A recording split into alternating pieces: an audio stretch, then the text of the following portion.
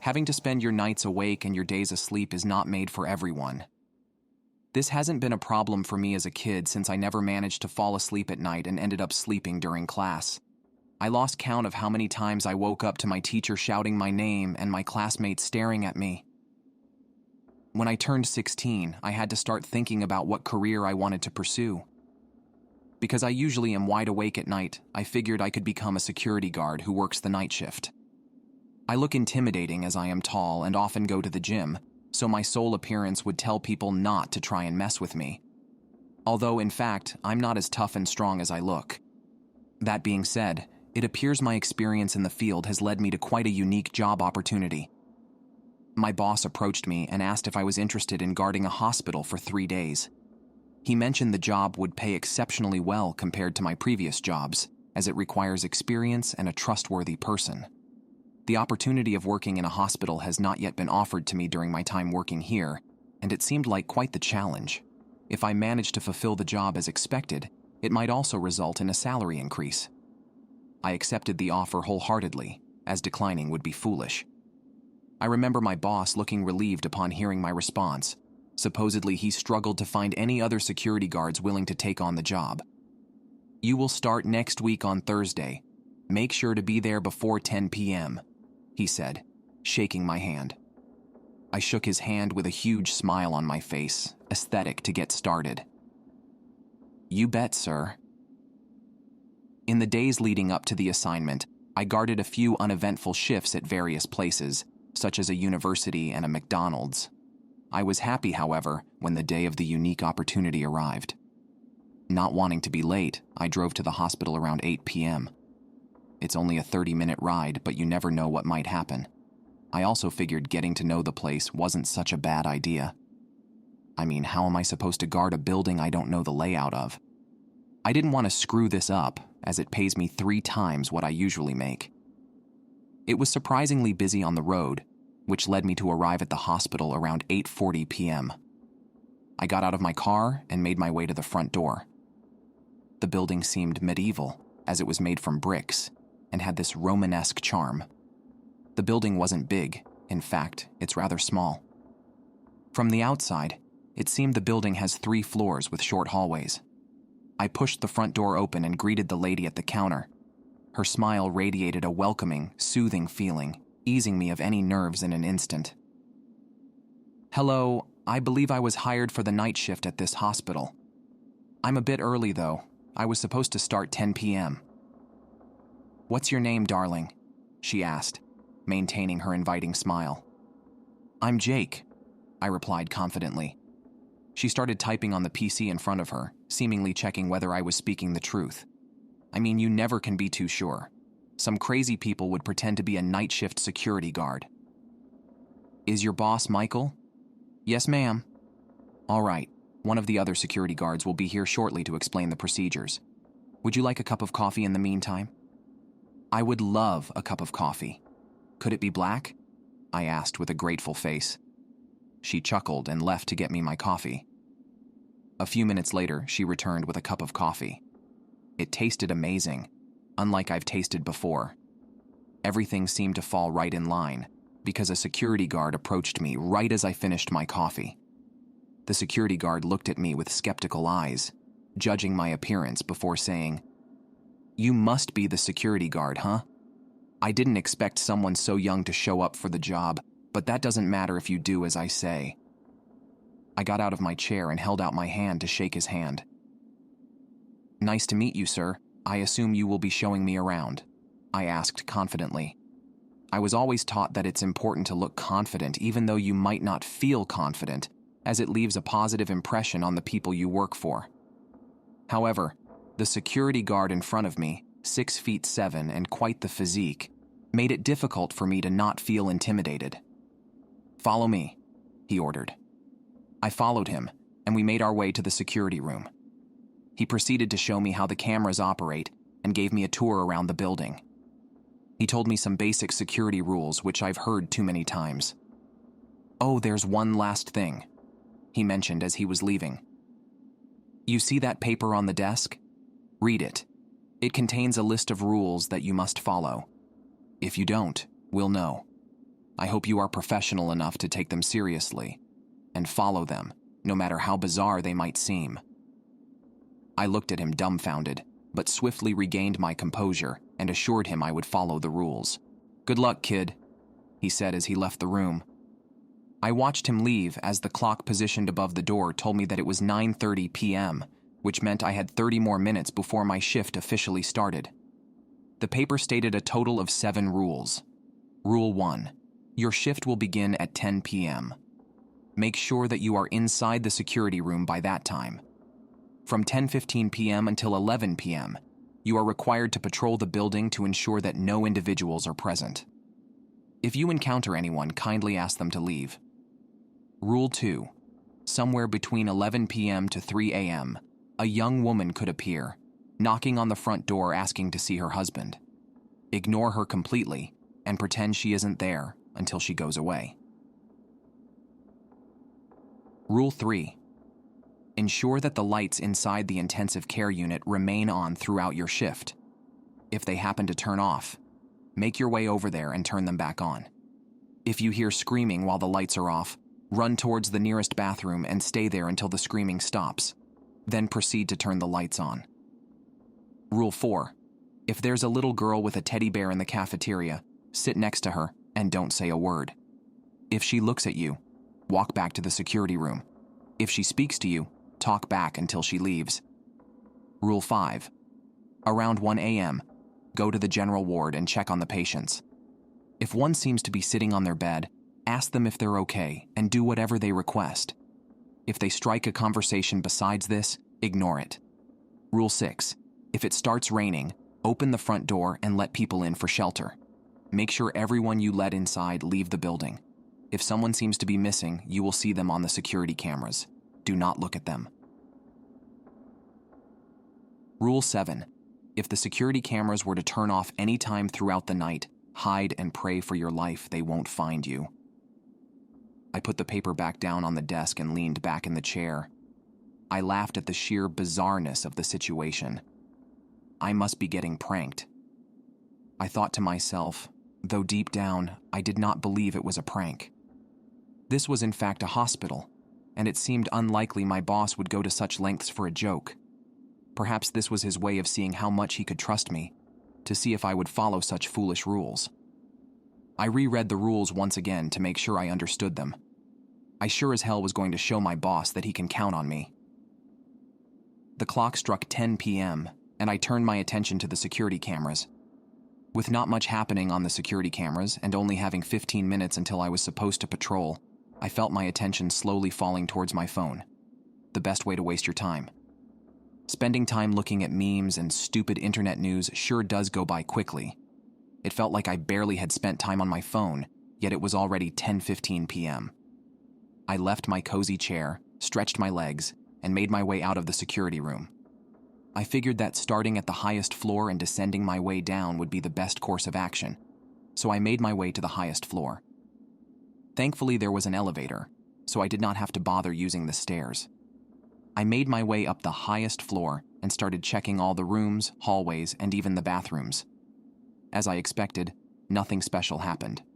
The thing about working the night shift as a security guard is mostly that someone must be at the location in case something happens.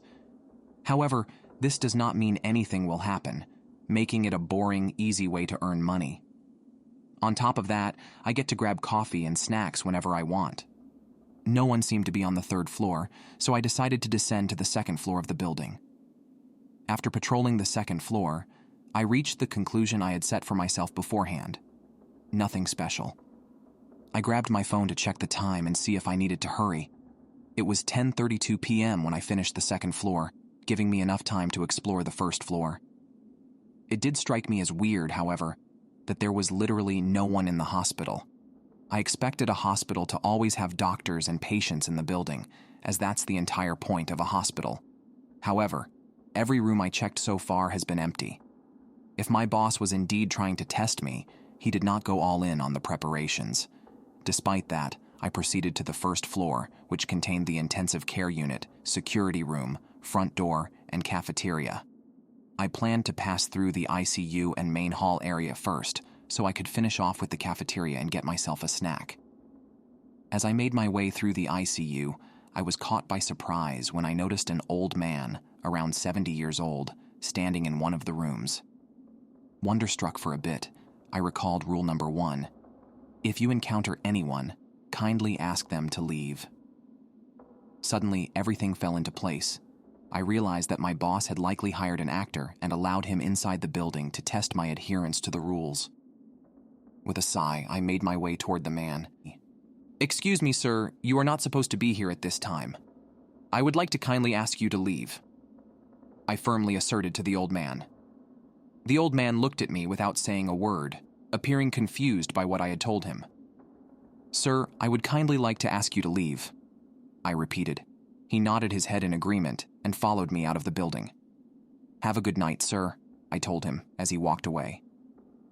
Right before he completely vanished into the darkness, the old man unexpectedly spoke, "Be careful of the surgeon." What did he mean by that? I quickly realized my boss must have told him to say that to scare me, so I quickly disregarded it.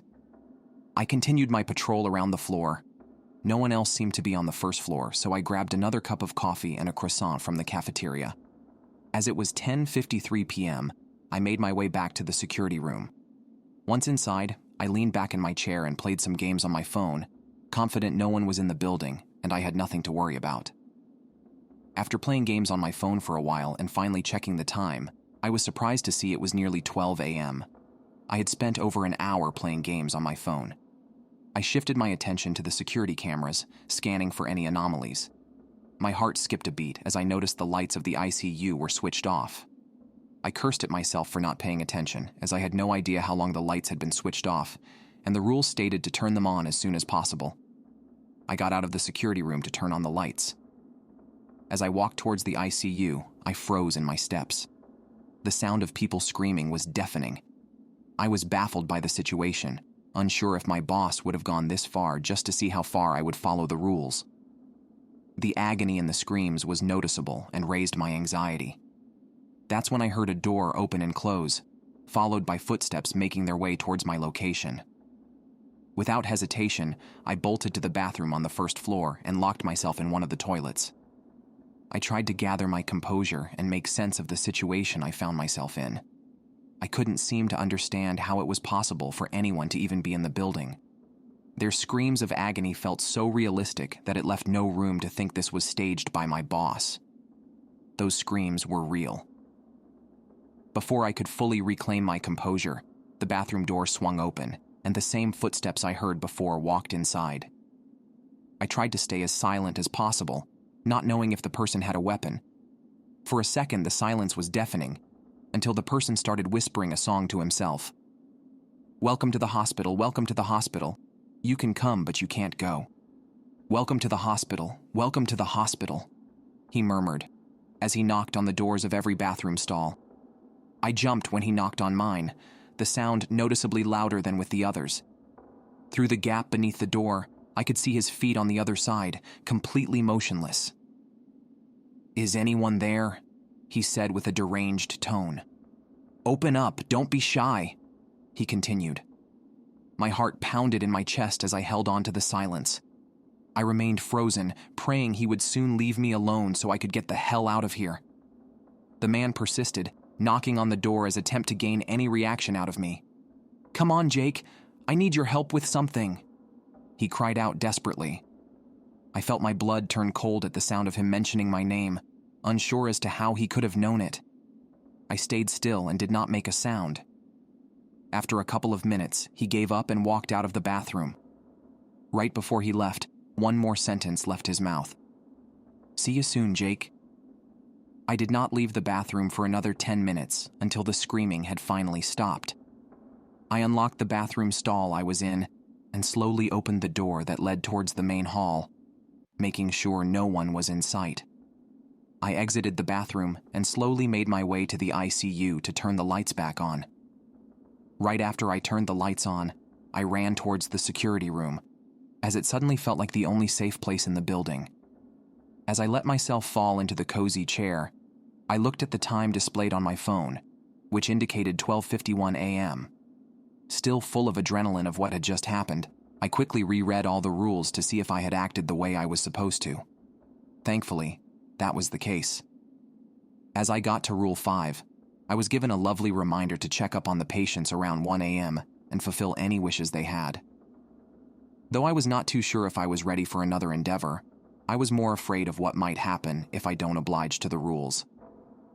Despite, during my patrol, I did not see anyone in the patient rooms.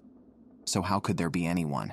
I made my way up the stairs, this time reluctant to use the elevator, feeling like it might stop working. Besides, it's only one floor, so I might as well use the stairs. As I stepped on the second floor, my heartbeat started increasing slightly, as I did not know to expect. As I made my way to the patients, I started to hear excessive coughing from one of the rooms. I decided to go past the rooms one by one, to make sure I did not skip any of them. As I peered into the first room, hoping to see nothing except an empty room, I was disappointed. In the bed laid an old woman, apparently sleeping. She had 2 tubes inside her nostrils and a needle in her arm. This is when I realized I hate the sight of people in these conditions. In every room were patients who seemed either extremely sick or extremely wounded. Whilst making my way throughout the hallway, the coughing sound became louder as I slowly made my way towards the source. Of course, it was in the last room. In case it was that maniac in the bathroom from before, I'd have to run the farthest. All the other patients were sleeping. As I made my way to the last and final room, I took a deep breath before walking in. Despite my nervousness, I stepped into the doorway and looked at the man. The man was sitting on the bed, elbow in front of his mouth and coughing like he had been the past few minutes. When he noticed me, he tried to speak. "Water," he muttered, trying to stop his coughing. For a second, I was caught off guard. This guy seemed to be an actual patient. I even felt pity for him. I couldn't imagine what it'd be like for him. I quickly ran down to the cafeteria to grab a cup of water and bring it to him. As he saw me standing in the doorway, his hand signaled me to come closer and hand him the cup of water. I walked towards him and handed it to him. He drank it so fast I figured he had beaten a world record. He collapsed on his bed and thankfully stopped coughing. "Thank you," he exclaimed. "No problem, man. You seemed like you needed it," I replied. After a minute of sitting in the silence with the man, I figured it was time for me to leave the room as I did what he asked. Besides, he didn't seem to be much of a chatter. He was just happy to have had his water. As I made my way to the door and wanted to grab the handle, he spoke. "Where are you going? Come sit with me, my friend." A chill went down my spine as I heard him speak. His entire tone changed from before, and he sounded serious. I slowly turned my head back to him, realizing I had no choice but to do what he asked. I sat down next to him on the bed. "Well, what's up?" I tried to say confidently, but failing in doing so. "I'm not going to hurt you, son. I appreciate you helping me. You see, the surgeon stuffed a can of cinnamon down my throat, which led me to be unable to breathe. I wanted to tell you to be careful because he's still wandering the building." "He stuffed cinnamon down your throat?" I asked in disbelief. That's when I remembered what the old man from before had said. "Be careful of the surgeon." "Yes, he did. I wanted to warn you. This seems to be your first time here. I figured you'd like to know there's a maniac inside the building. If you do what the rules say, kid, you'll be fine." I looked at him with fright. After taking a deep breath and standing up, I thanked him and made my way out the room. Thankfully, he did not ask me to come back. I made my way to the security room. My pace increased when I heard something falling on the 3rd floor. In no multiverse would I have gone upstairs to check what was going on there. If I follow the rules, I'd be fine. I grabbed the door handle of the security room and closed it as soon as I was inside. A wave of relief crashed over me as I once again felt safe. When I looked at the clock above the door, it indicated the time was 1:53 a.m. I sat down in the chair and once again read the sheet of paper. Thankfully, there were no more rules stating me to go outside the security room. I prayed to God the rest of the night would be as boring as all my previous jobs had been. I felt relieved knowing my shift ended at 6 a.m., which meant I only had 4 hours left to go. I could tell the events that occurred this eventful night had taken a toll on my energy, as I felt quite exhausted.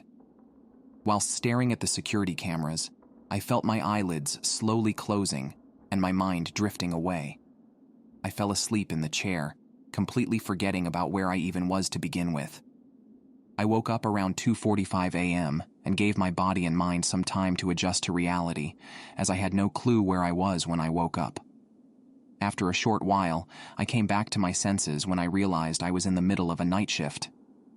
Awake, though still feeling the effects of waking up, I made my way to the cafeteria to grab myself a cup of coffee. I figured it'd help me stay awake for the rest of the night. I walked into the empty cafeteria and made my way to the coffee machine. I watched the coffee pour into my cup, entertained by the sight of it. As I turned around to go back to the security room, I jumped and spilled the coffee all over my suit. Although no one was in the cafeteria when I walked in, there now was a little girl sitting at one of the tables.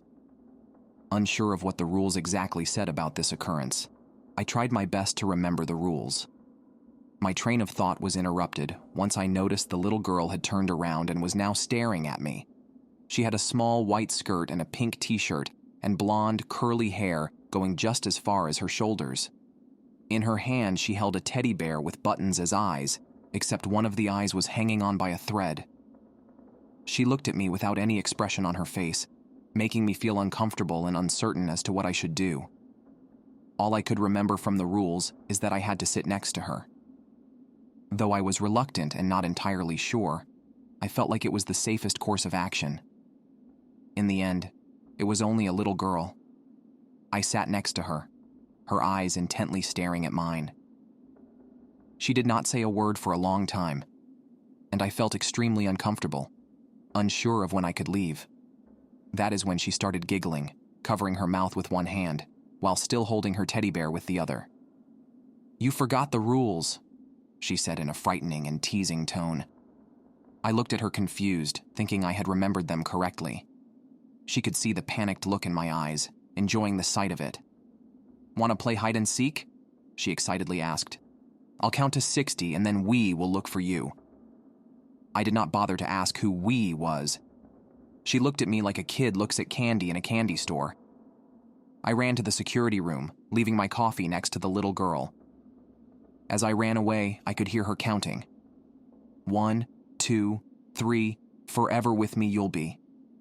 4, 5, 6, in the darkness you'll cease to exist. I locked myself in the security room and quickly grabbed the rules as I reread Rule 4.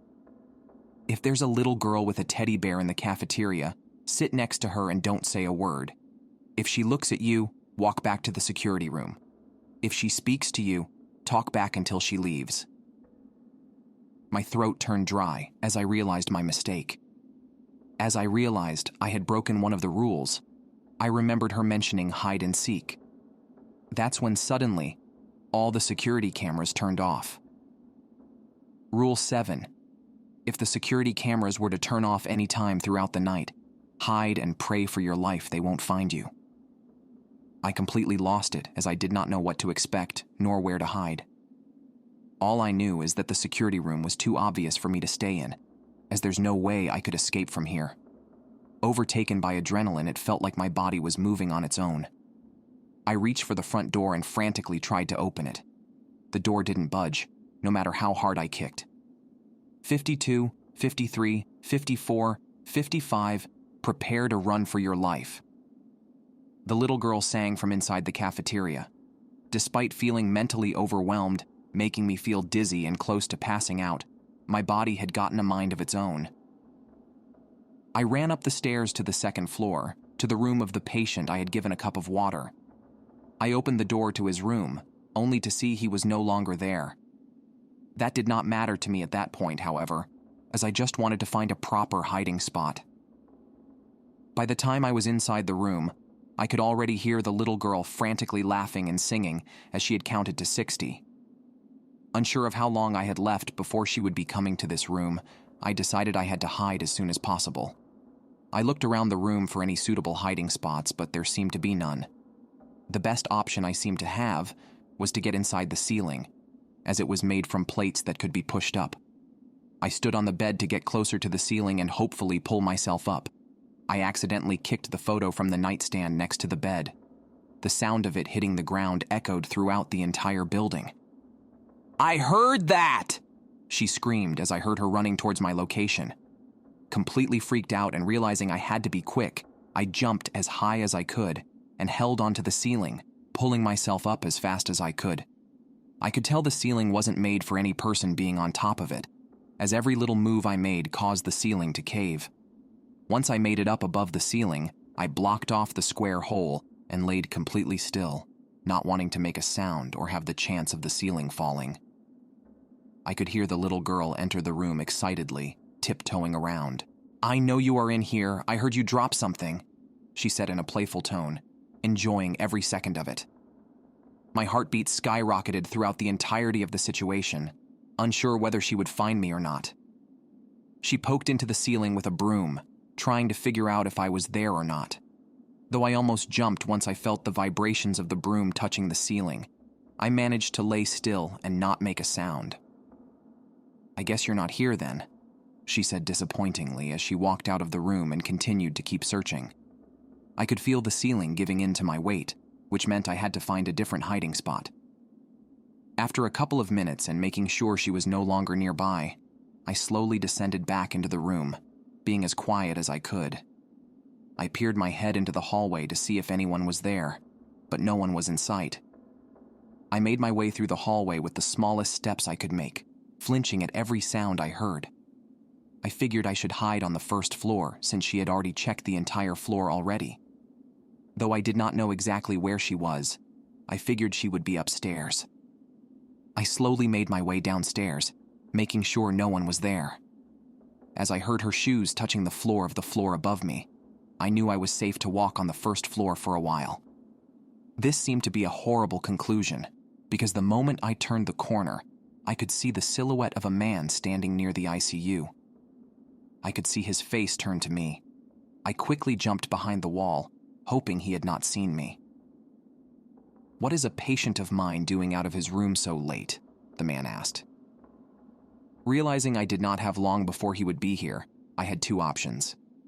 My first option was to go back upstairs and hope I would not encounter the girl, and maybe find a hiding spot there. The second option was to run to the bathroom once again in hopes I'd be safe there. I didn't like either of those options, as I felt either of them would lead to me getting caught. Though I did not feel like I had the time to go back upstairs at all, I quickly ran towards the bathroom. Right before I wanted to enter the bathroom, I noticed the janitor's closet right underneath the stairs. Feeling like it's my best chance of survival, I opened the door and hid myself behind a container and a pile of trash bags. "Come on now, I need to inspect your organs," the man proclaimed as I heard him open the bathroom door. His voice sounded familiar, but at first I did not seem to understand why. That was until he finished searching the bathroom. "You were smart enough to hide somewhere else this time. I'm impressed you are not as stupid as you look," he said as I realized who he was. The guy sounded exactly like the maniac I had encountered before. My blood froze to the fact that he knew where I was all along. He opened the janitor closet and looked around for a bit, but decided it was too small for someone to hide in, so he closed it soon after, leaving me in utter darkness, horrified to do anything. I stayed in there for the rest of the night, not getting out until I knew it was completely safe. I could hear a drill, followed by a man screaming in agony. The man, who I assumed was the surgeon, laughed maniacally. I grabbed my phone to see how long I had left until the nightmare was over. 5:45 a.m. Only 15 minutes left until the staff of the hospital would come in for their daily shift. I just had to hold on for a little bit longer.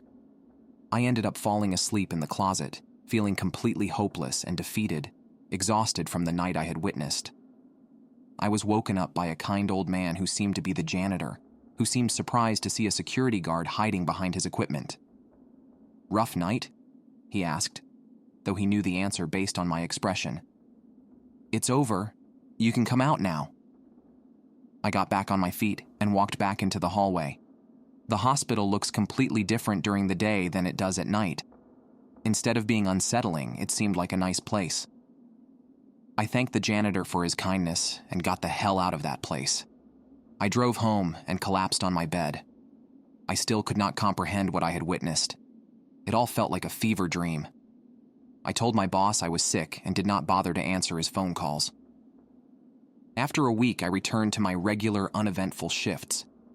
Though the boredom might be horrible, I do not mind it at all. In the end, anything is better than having to spend the night in that hospital.